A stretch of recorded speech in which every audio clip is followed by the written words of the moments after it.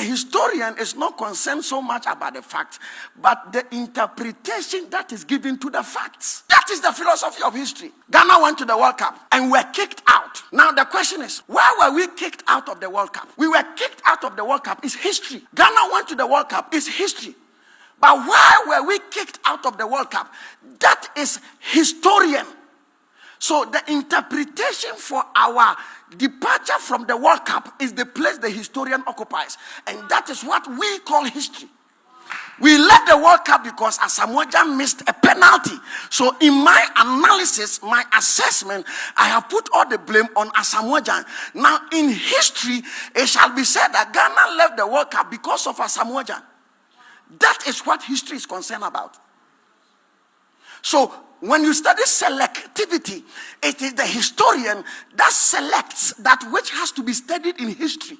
If the historian does not write about the World Cup, nobody goes to sit in a classroom to study the World Cup. So it is the historian who makes history. My position is that Kwame Nkrumah dabbled in mysticism. I am coming to quote a scholar on his criticism of the cultic personality that was created or crafted around Nkrumah, who he himself was a socialist. What I'm saying is that Kwame Nkrumah worshipped things. Is it true or it is not true?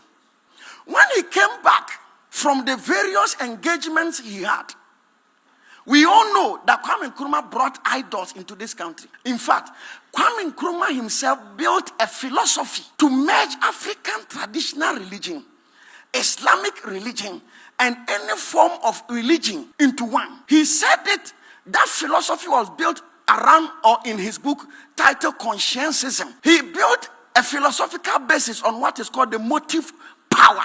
He believed that there was an energy within the material universe that can control crowds of people. What was the source of that power? Kwame Nkrumah was raised a Catholic. He was a Catholic till he came to Achimota School. In fact, he was trained even to become a Catholic priest. In 1930, when he finished Achimota School, he taught in Winnipeg and those places in Catholic seminary until 1935 when he went to America to study.